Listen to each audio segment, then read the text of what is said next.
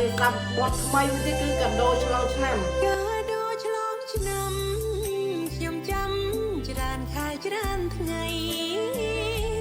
ប្រពន្ធចាំប្តីវិលវ័យជួបជុំគ្រួសារបានលឺដំណឹងក្នុងចិត្តតានតឹងរែងអន់ទាំងសាបងប្អូនកូនក្មួយយីតានឹកសញ្ចាចង់ឃើញមុខពិតច្រើនគ្នាគឺកាដូឆ្លងឆ្នាំយើងគឺវាកងទ័ពទាំង11នាក់ហ្នឹងទាំង18នាក់ហ្នឹងគឺបានមកវិលមកពីទំភំយើងវិញរោមរំផាប់កងទ័ពត្រូវបានដងលេងទ្រង់ធ្លាប់ចំបាយថ្ងៃលើឈប់ក្រែងរងាបំណប់8នឹងបានវិលមកវិញសុខក្រុមគ្នា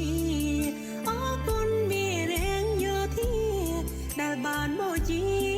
សាច់ស្រស់ឈាមស្រង់រះមួយនគរសតមីតភូមិនិវត្តគ្រួសារកំសត់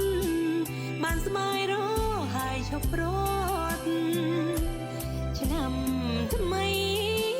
ដល់ហើយសច្ចាពីផន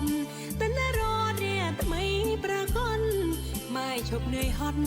មុងមករីថ្មីក្នុងឆ្នាំថ្មីសេរី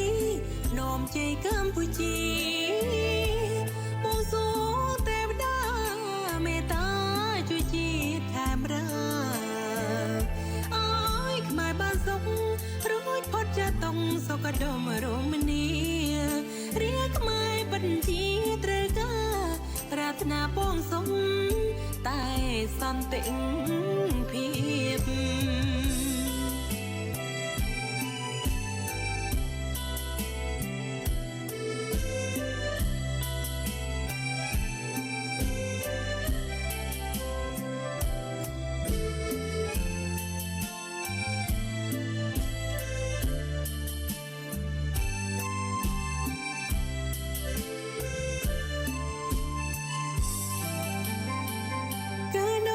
ឆ្នាំថ្មី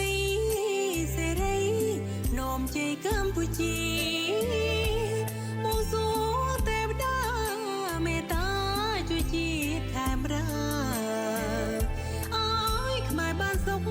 រួចផុតចាតុងសុខដុមរមនី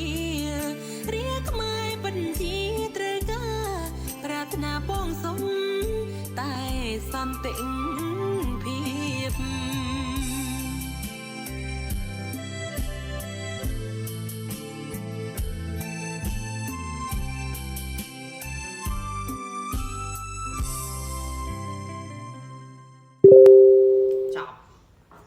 អរគុណច្រើនបងប្អូនកុំភ្លេចចូលស្ដាប់បទកលផងឈ្មោះថាចំណងជើងកាដូឆ្នាំថ្មីជ្រៀងដោយបងស្រីសេងសេរីភក្ត្រាអូខេអរគុណច្រើន